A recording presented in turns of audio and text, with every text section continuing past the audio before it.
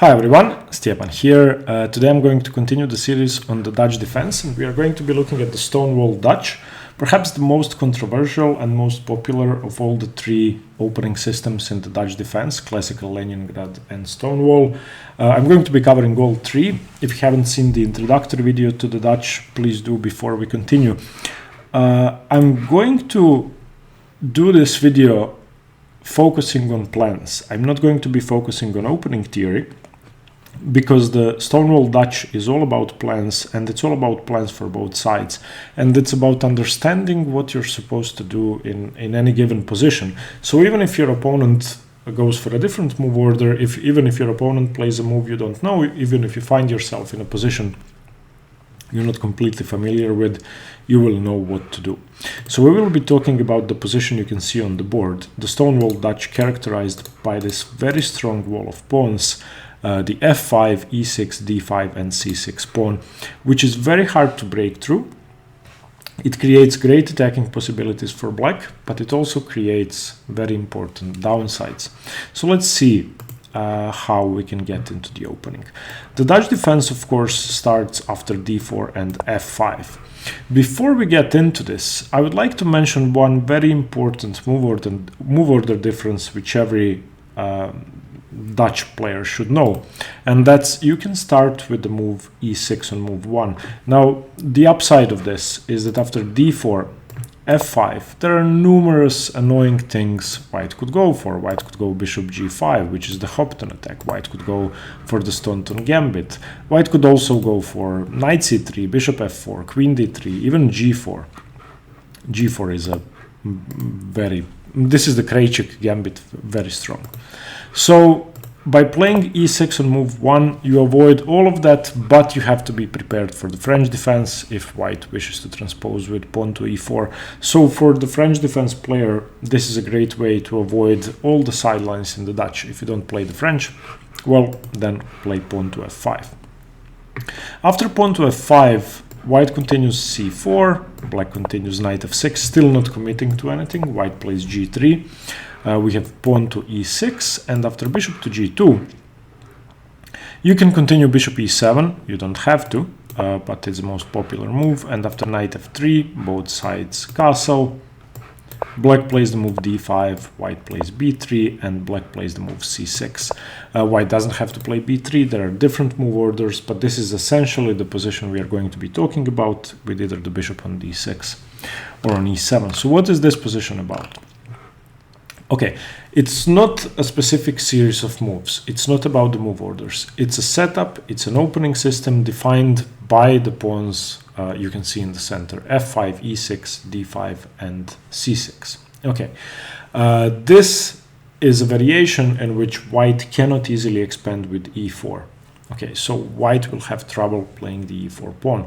The white pieces can be arranged differently. He could go for different setups with a bishop on f4, with a bishop on b2, with a knight on d2, with a knight on even h4. It will still be the Stonewall because black plays it. Before we get into the opening for black, you can also play it with white, starting with the bird's opening by playing the move pawn to f4 on move 1, and you basically get a Stonewall a tempo up if you wish to do that. It's not a popular opening, the Stonewall, but it's very respected, and even Magnus Carlsen has played it recently. Okay, and here's why. It's an opening which gives you equal space, which white can do nothing about. Now, there are very few openings that claim that advantage, and this is what makes it very appealing to the strong player. For that space advantage, black is conceding two things, two main downsides which make the opening unappealing. The first downside is dark squared weaknesses. All of your pawns are on light squares, which means the corresponding dark squares are extremely weak. Now, especially the e5 square. The e5 square is going to be the biggest weakness in the black position. The second weakness you have created by taking up space and putting your pawns on light squares is leaving your bishop behind on c8, and it will be tricky to develop the bishop, as we are going to see. Now, I'm going to show you two ways to do this, and if you learn the plans in the Stonewall, it should be fine. Now, to prove that it's a solid opening. It has been played by Tarash, Alechin, Botvinnik, Bronstein, Korchnoi, Tal, Smyslov, Kramnik, Short, Spassky, among others. And recently, after having been famous for black's attacking chances, the Stonewall got a reputation as a very solid opening. So it's not what most club players think. It's not what I thought. It's not an opening in which black plays to checkmate, play knight e4, g5, g4, and checkmate. No, it's a very solid opening in which black has great positional chances and great strategic chances as well. Okay, let's start with the light squared bishop. So this is black's biggest problem strategically. This is the worst piece. Correspondingly, this is a very good piece. If you have pawns on light squares, you want a dark squared bishop.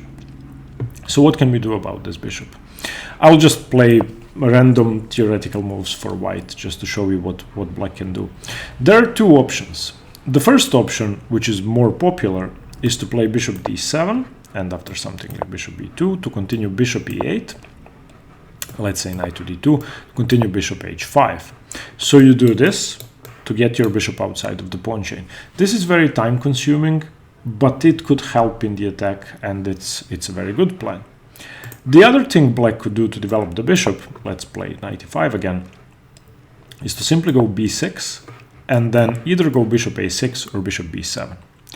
If you go bishop b7, then very often, as we are going to see when we cover other plans for black, playing c5 is a useful maneuver. Okay, now for white, correspondingly, he has an issue with this good bishop, so he would like to sort that out. So what can white do? Black's best piece is the bishop on d6, so white will want to trade it off. Not at any cost, not if the cost is too high, but generally white would be happy with the trade of these two bishops because then black would be left without his best piece. There are two ways to do that.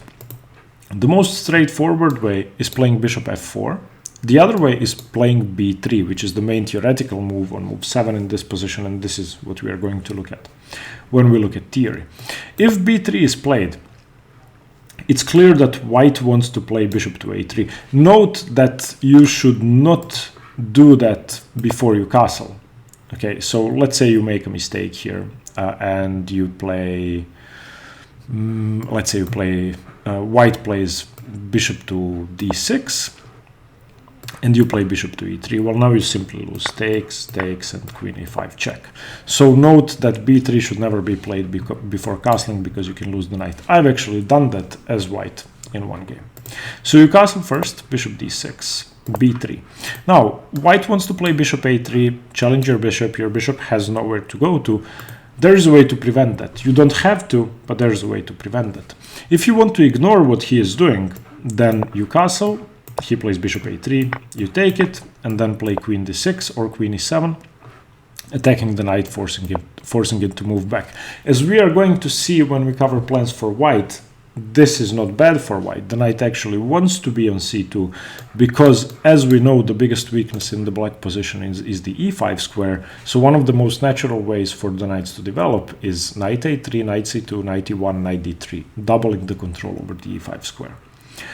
Okay, that happens if black wants to allow the trade of the bishops with bishop a3. The main theoretical move and strategically soundest is to play queen e7, and now you cannot play bishop to a3. So white's plans are hindered. Not that b3 is not a useful move. White can still play bishop b2, develop the bishop to a very good diagonal, but he wasn't able to trade straight away. Now, the other option of playing bishop f4 is the second most popular move actually after b3, and this trade black should accept because white is paying a price. You take, ruin white's pawn structure, you castle, and now it's very hard for white to, well, to prevent your pieces from coming in. There will be plans like queen e8, queen h5, knight g4, knight e4, and white basically made his pawn structure worse the trade of the bishop, so you at least get something in return. Okay, let's continue.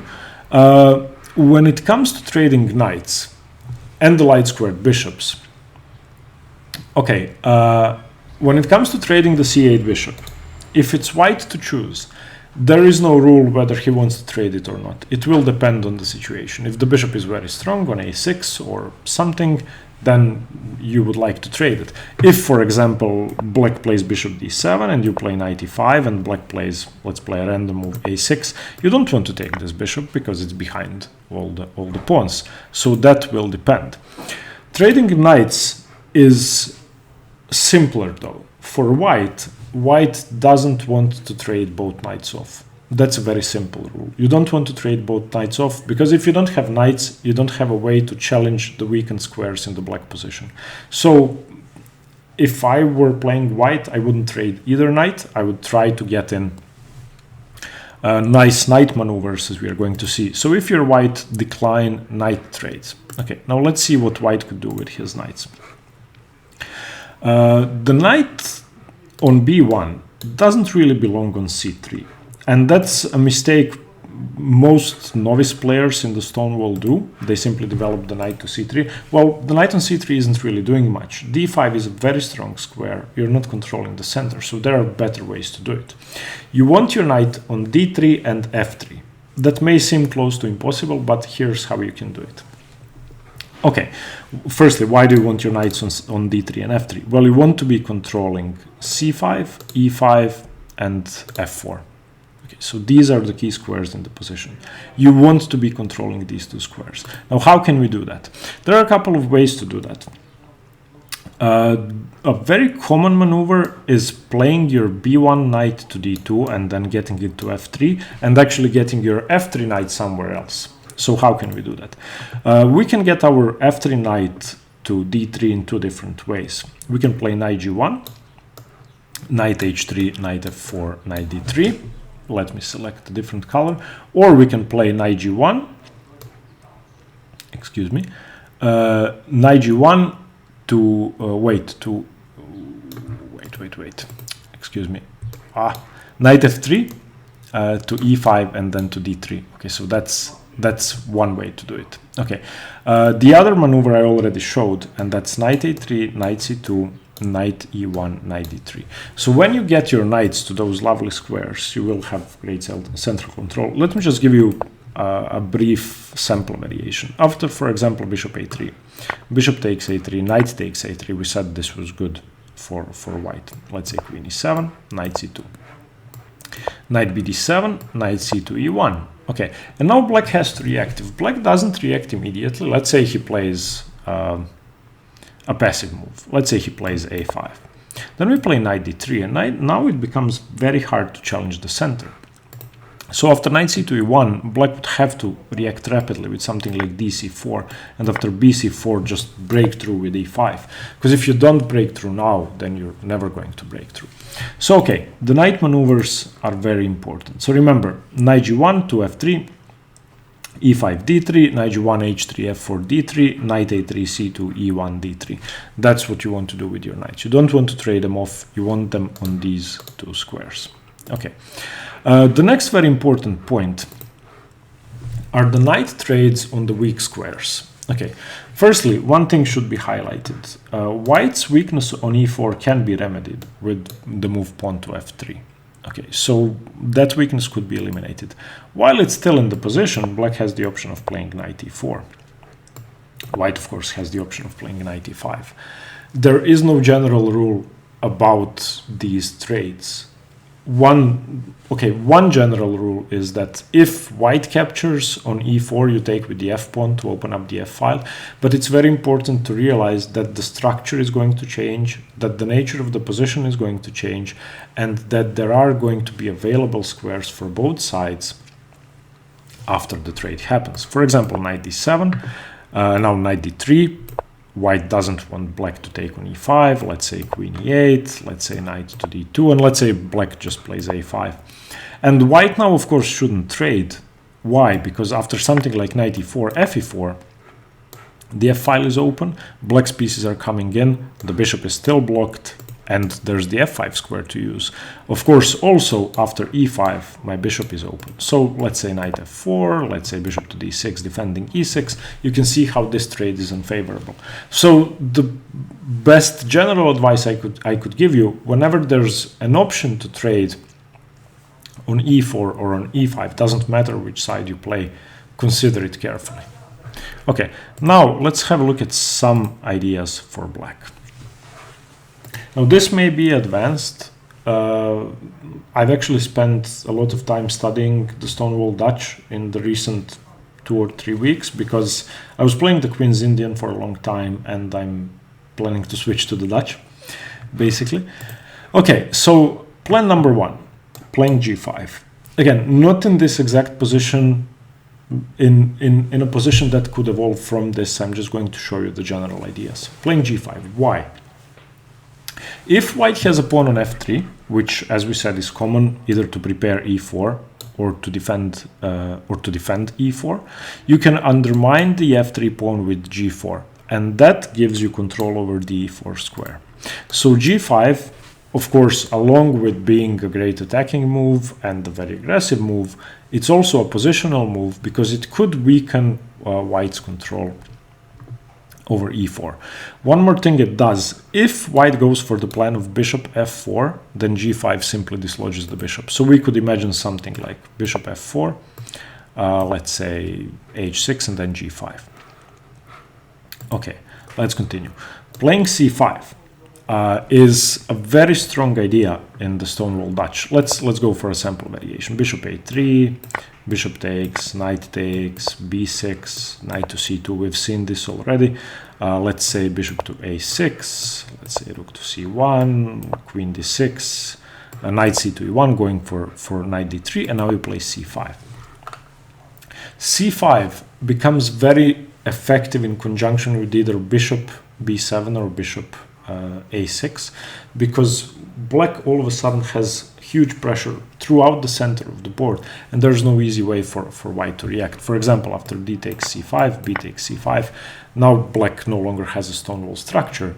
He in exchange for that, he has a very fluid center, he has a lot of center control, and all of his pieces are developed and basically perfect. This knight you have to snap off, so queen takes d3, something like knight c6. You have hanging pawns, but you have a lot of pressure. So playing c5 is a very common plan. Okay, another thing is if you've played the semi-Slav or the Slav, taking on c4. You basically have a Queen's Gambit declined or Slav or semi-Slav structure on the queen side. By taking on c4, again, not here, in some positions, you give yourself the option to make e5 and c5 very strong and basically destroy the center. So taking on c4 should not be neglected. It's a very common plan. As we saw earlier, another plan is to play a5, a4, especially when white goes for b3. That simply undermines the queenside pawn structure, activates your rook and creates problems on the queen side. One more thing I would like to mention is simply playing knight g4. You don't have to play aggressively, you can play positionally. This controls the e5 square, and if white plays knight e4, you are ready to snap that off. Okay, now let's have a look at some plans for white. Okay, we are going to be talking about two different plans.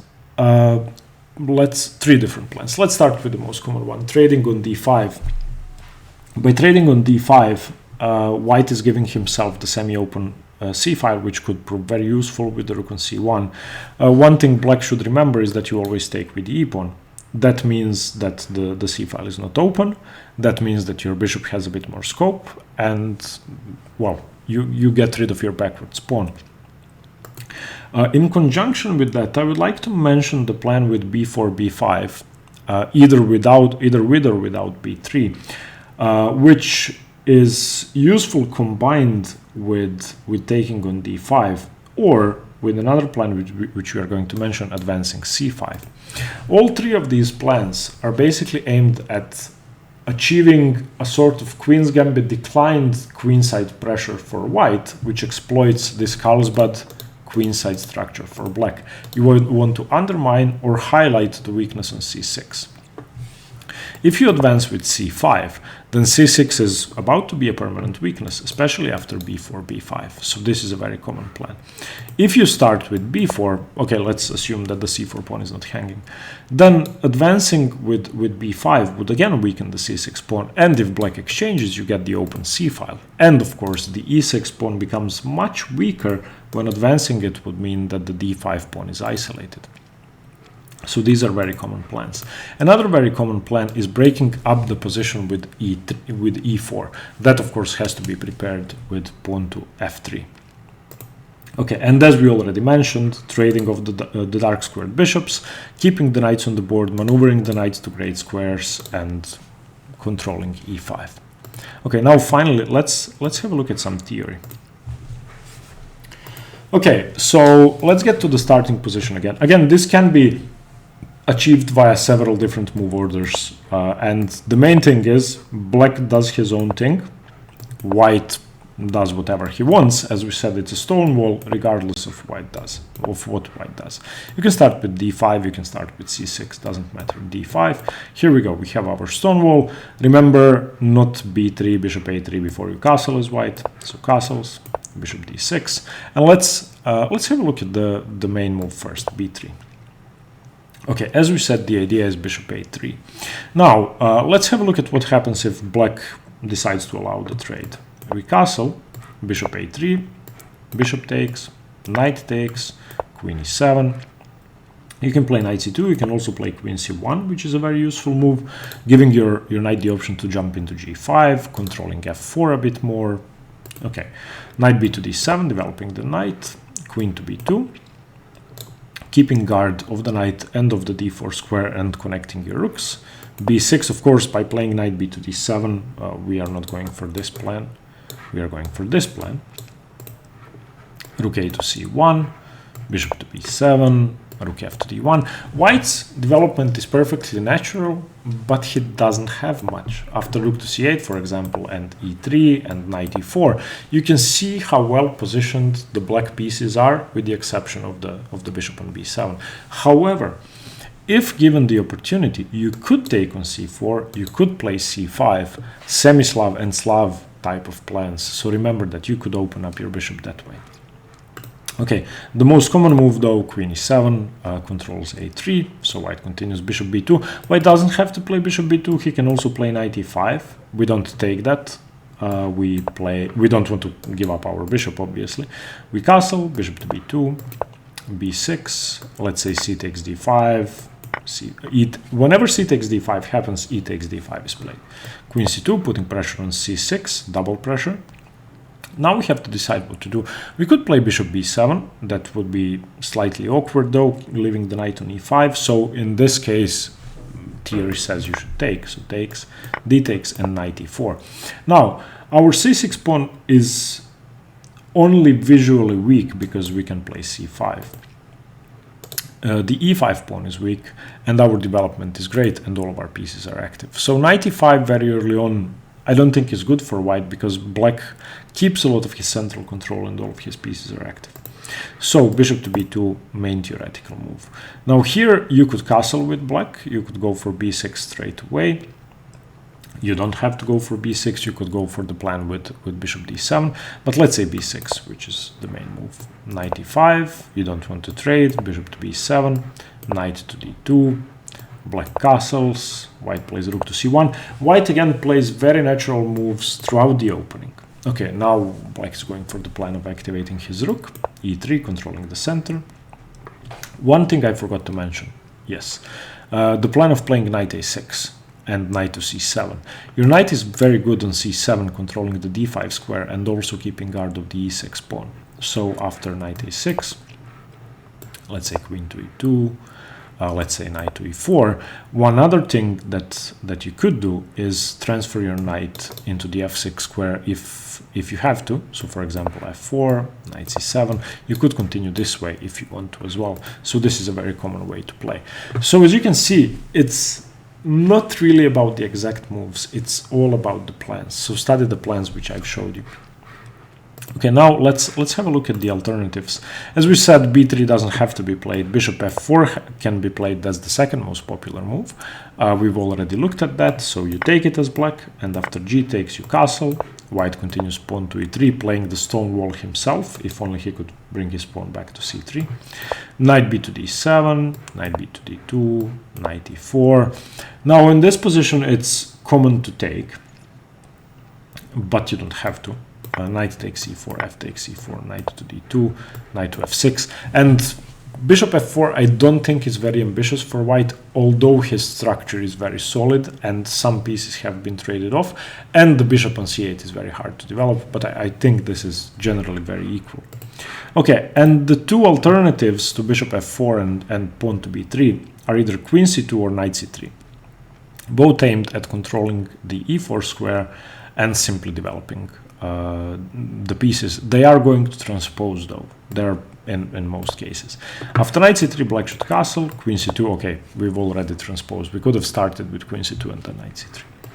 Knight e4, the idea is not to take, but to go for a quick queenside attack. As we know, in most Dutch and King's Indian and Queen's Indian positions, white wants to be advancing on the queen side and gaining space over there. So after knight d7, b4. Now, if you are aware of the King's Indian defense, in which black ignores the queenside pressure for white, then this is different. It's not always like that. The Stonewall Dutch is an aggressive opening, but you don't have an automatic attack. Very often it's slower than in the King's Indian, so against the queenside attack by white, you actually have to defend. The way we defend, and remember those are the variations with knight c3 or queen c2. So if white doesn't go for trading off the dark squared bishop, but instead plays knight c3 or queen c2, that means he is going for a queenside attack. So whenever he plays b4, we play b5. Okay, after c takes b5, you don't want to play c takes b5, of course you play knight takes c3, and after queen takes c3, c takes b5. Now, the b1 rook is basically useless. You have a great square on c4, so knight b6, knight c4 is a must-play maneuver at some point. But white gets activity himself, so something like bishop g5. And this generally, I think, is going to be more pleasant to play for black than the main lines. The big issue you have here, which has to be sorted out, is your bishop on c8, because now the normal plans no longer work. And often you will have to play moves like a5 and then bishop a6 and try to develop your bishop that way. Otherwise, the only way to do what you're trying to do is to play knight b6, knight c4, bishop d7, bishop e8, excuse me, bishop e8 and bishop h5. So you will be struggling with your bishop in these variations. Other than that, I would say no issues. Okay, now to finish the video, I'm just going to show you a quick game. We're going to scroll through the moves quickly. This is the game Flor Botvinnik played in the 1958 rematch, World Championship rematch. Flor played bishop to g5, which prevents knight e4, but is not a very common move. This has been played about 20 times or so, and it's quite an old way to play. Knight bd7, e3, queen e8. Botvinnik starts a Stonewall Dutch kingside attack, and I wanted to show you this game just to show you an example of the attacking aspects of the Stonewall. Queen c2, king h8, very useful move, preparing g5, also preparing rook to g8, also in some positions preparing knight g8. Knight e2, h6, bishop takes, bishop takes. And now black has already achieved something. He is definitely going to keep his best piece on the board. If white has played e3, then he must have expected h6 and being forced to trade the bishops, because bishop f4 would lose. cd5, ed5, always ed5, knight f4, a great square for the knight, but g5. You can also chase away knights from f4. Okay, the knight goes back to d3, great control over e5, that's definitely true. Rook g8, but black still has two pieces defending, so knight e5 isn't really a good move. Queen to c3, controlling e5, bishop to e7, Knight f2 e5, now that the bishop has moved, knight f6, and Botvinnik decides to simply ignore what Floor is doing. He simply goes in for knight g4 and knight e4, leaving the e5 square uncontested. f3, stopping both. We said this is a very useful idea. Bishop to e6, knight c5. Now this knight is very strong. Your bishop doesn't really have great prospects in the attack, so bishop takes c5 is understandable. Queen takes c5. You don't want to take with the pawn, weakening the e5 square, of course. Queen takes c5, knight d7, forcing a trade. And now let's stop here for a moment. This is a very common thing in the Stonewall. Only the light squared bishops are left on the board from the minor pieces, and white thinks he's achieved something. But how true is that actually?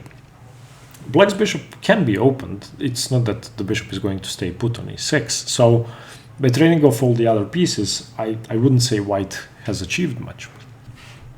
Okay, rook a to e1, rook g7, preparing to either double the rooks or play rook h7, rook f2, b6, chasing the queen away, queen to d6, rook to c2. And they chose this game because it was completely equal until one blunder happened, b4, h5, and Botvinnik starts.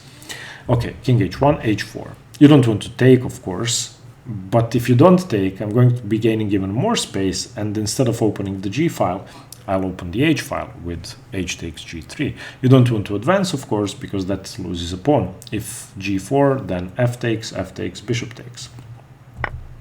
So he takes f4, trying to block the position, trying to open his bishop up, trying to make the black bishop bad. But we know the maneuver we go for. Bishop c8 to d7, d7 to e8, e8 to h5. Botvinnik starts with rook to g8, bishop to f3, making the bishop a bit better, bishop to e8. Queen to d2, bringing the queen back to the defense, queen h6, and all of black's pieces start storming white's position.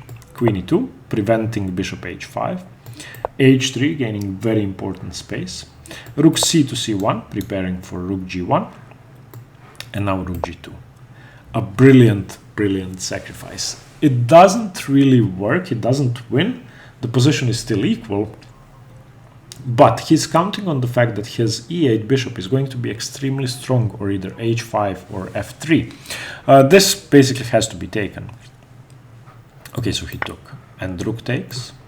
And now I would like to invite you to pause the video. You have two options. You can play queen f1, or you can play queen f3. Pause the video. What do you do as Floor? Okay, in the game, queen f3 was played and Floor lost in a couple of moves. Queen f1 is actually equal. After bishop h5, black doesn't really have a good follow-up. Fine, white doesn't have much either, but he could start rearranging his pieces and start trading off, or he could try putting pressure on the queen side. He is not getting mated for now. Okay, after queen f3 though, the win is quite simple. Firstly, it's a tempo move, so bishop h5 forces the queen to move. Secondly, because the bishop was brought into the game with tempo, there are beautiful tactics in the position. Excuse me, no, queen h4, not bishop h5 straight away. Bishop h5 one move later. And here's the reason. After something like b5 is played, okay, if you play b5, then bishop h5, okay, and now you have a choice. You can play queen f1, trying to save the queen. That's the only move to save the queen. But after queen f1, this didn't happen in the game.